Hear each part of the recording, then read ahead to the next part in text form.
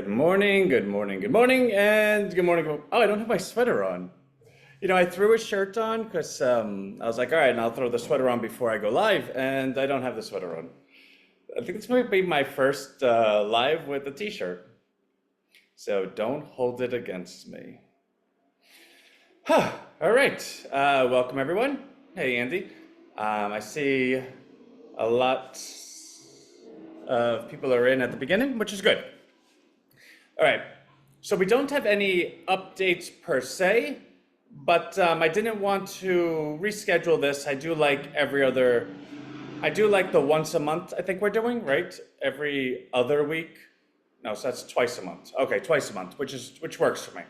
I think that offers a good balance of there's not much updates, or is there an update? And when an update happens, are we going to be there right there to share it? And I think that's the case. So the only updates per se is I reached out to our patent attorneys about a week and a half ago, 2 weeks ago, and asked them to correct me, right? I believe that we'll have a response by mid-November. It's what I cited and shared with our community. Hey, Brian, am I crazy, right? Because if I need to correct that, I need to correct that. And the weird part is, so the owner of the patent attorney company, Barry Shubin, is not one for emails, right? Like, he has a team of people that always respond to me. In fact, I think in my entire time working with them, Barry emailed me directly maybe, I don't know, 6 or 7 times, right? Like, not many. But Barry emailed back. It was him personally. He goes, actually, let me just pull it up so I can read it rather than try to remember what it says. All right, let's see. It says, hi, Anthony. Good morning, and thanks for touching base. You're absolutely right to ask. Typically, 1 to 2 month window after filing a second office action is a reasonable expectation for hearing back from the United States Patent and Trademark Office. However, given the current federal government shutdown and the triple effects on agency staffing, we should allow for a potential slight delay. The USPTO is still open and operational. It's fee-funded and uses reserve funds, but some internal processing may be slower than usual under current circumstances. So, putting it all together, we're not way off by expecting mid-November, but it's prudent to be flexible. Mid-November to early December is a more conservative, realistic time frame right now. I'll monitor the docket closely, and we'll keep you updated as soon as any action appears on our end. Best regards. In which case, I wrote back something simple, like, let's see, what did I write back? Good morning, thanks for your response. Fingers crossed, sir, blah, blah, blah. In which case, he personally writes back again, hi, Anthony, good morning, and thank you. Let's keep our fingers crossed indeed. I really appreciate your continued trust and teamwork. Best regards, Barry. Now, the purpose of that was I was really surprised that he emailed back initially, but then compound that surprise by him personally reaching back again a second time. And, I always think through why. And again, I'm hostage and prisoner to my own cognitive bias, right? To what I think.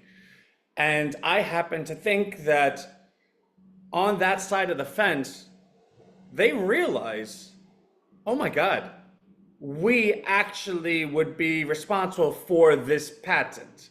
This patent is that big. And I say that, and kind of the corollary is, so I watched Elon on Joe Rogan. I think it was came out 2 or 3 days ago. And it was a fantastic podcast. It was 3.5 hours, or 3 hours and 18 minutes.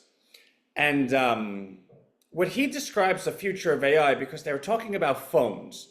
And what he says about phones is it's not going to be a phone as everyone traditionally has become accustomed to. Your smartphone is essentially going to become an end node.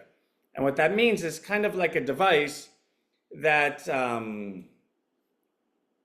that is as far as you're going to expand out, that is a node that also receives outside data coming in. And the description he gave of it is it's going to be able to hear everything that's going on, be able to kind of track your GPS. It'll be able to know everything of everything of everything that's current in your life, and all of that data is going to be consumed in it. And from there, there'll be an AI, and I want to try to quote him correctly. that will anticipate your needs before you even know you have a need. And when I hear stuff like that, I immediately think, why don't you just say a fly on the wall? Because two things can be true. We sent out about like 70 packages to Elon, and not because we think he's the best, which we do, I just love Elon personally, but those 70 packages weren't because I love him 70 times more than anyone else. It was because he has like 51 Tesla offices, headquarters across the globe. And his xAI team and his Boeing company and, not Boeing, Boring company and Neuralink, they're all owned by him. He owns all of these companies. So I sent packages to every headquarters of every location of every company he owns. So it came out to like 70. And on top of that, the investor consortium of, I don't know, a lot of large investors that invested in his last financing round that lent him, I think, like 4 billion or 16, I don't know, a lot of $1 billion. I then got the investor log of all those people and sent them the package as well. So in the Elon universe, I would say about 100 packages directly touched him or one derivative from him, like a main investor. So I know reasonably that he read what we sent. And I say that because if you remember, we sent out really cool boxes. We had them personally made. They were black with green print on it. I have what you need. Right? Like, I'm sure there's a little shaking. I'm sure there's a little like bomb squad. Like, let's make sure this isn't going to blow up. But like, that's a really bold thing to say. Let's take a look. So I'm reasonably certain he has read our stuff. So everything he describes is exactly what we have. So when I say two things could be true, one thing is that, but also we could also have just been right. And now he's seeing a parallel or simultaneous or similar future as we foresaw. And he's simply sharing his beliefs, which happen to be identical to our beliefs that we foresaw and we patented, which is really cool. So it's a weird feeling almost, because as I listen to anything new in AI, it's exactly what we said it was going to be. Everything is now moving towards there needs to be a physical device that listens and hears everything of the user, because then it's going to be able to know the user and be able to anticipate the user's needs. And the only way that's going to work is if it's in a backdrop of baseline data, which means, not that anyone said it yet because they'll have a nightmare of describing how this privacy would work, is that everyone's device data is going to be aggregated into a collective data. And I think maybe the reason they don't mention it yet is A, you want to kind of turn the temperature up on the frog little by little so it doesn't jump out. But B, we always took a stance of like a nonprofit. We did not build our patent for a profitable company to make $1 bazillion off of enslaving society, right? So what we said was it was never going to be anchored to identity. It would just be simply identified by behavior. In which case, if you have this galactic tapestry of organized and aggregated human behavior with no identity, well, you would have a really, really great baseline of what someone should do in any given circumstance, because you'll be able to identify good, bad, indifferent, pretext, protext, consequences, effects, etc.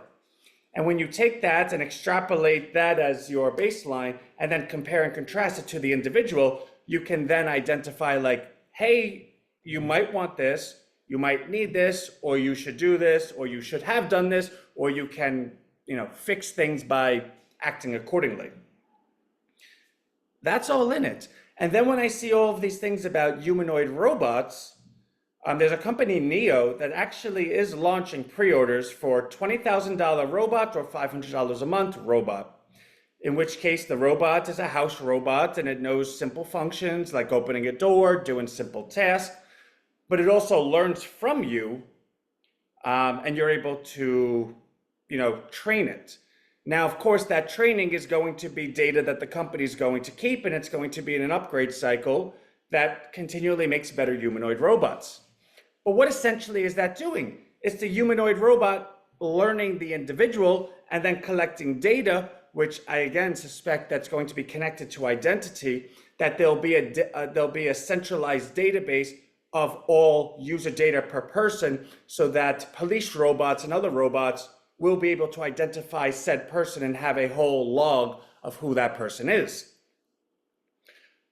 Universal, centralized, it kind of sounds like the TED card, except the TED card is data that the user owns. It's housed only with the user because the galactic tapestry of data is only identifiable by behavior. It's not identifiable by identity. This is all in what we have. So it's a little weird to say that I actually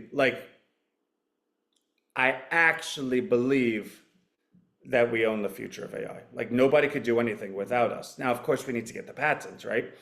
And then it kind of brings in all of this, like, well, and if you have that, is there a scenario where that's so valuable that the forces, those people, deny your application and make sure that you don't ever get it?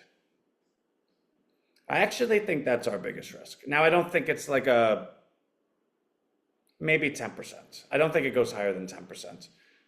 Because again, like, we're so early days that who really knows what anything's gonna happen?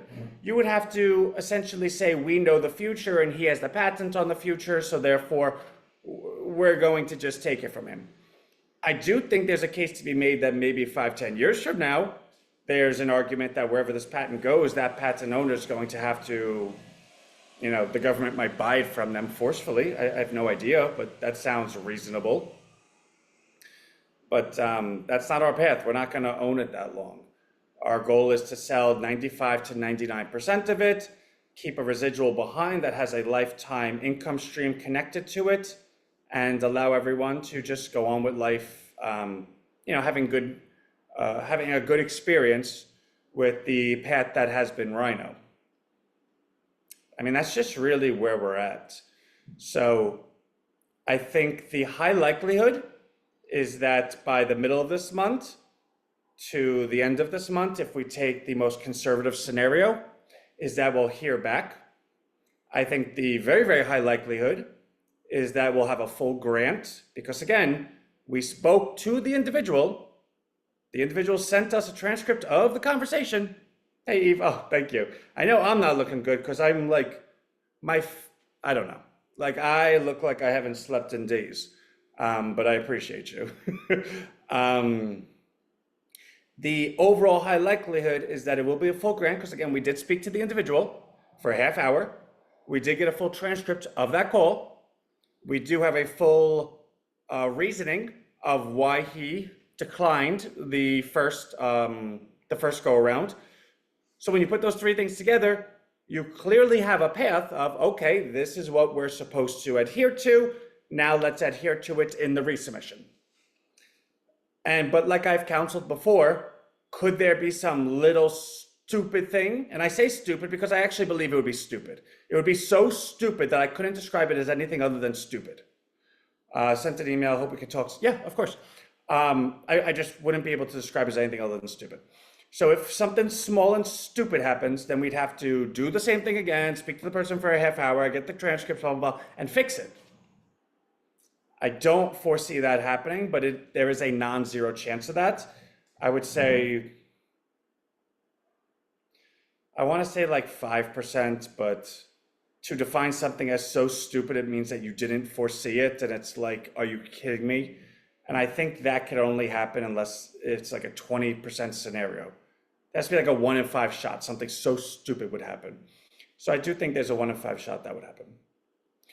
So I mean, overall, you have a 10% that someone's going to take it from you, the government, 20% that it gets declined again. So when I say a really good chance, and I'm obviously sharing my calculations out loud, and you could think, well, Ant, I don't actually agree with that. Like, I think you're being a little bit of I think you're being a little sinister, a little overly skeptical, a little pessimistic.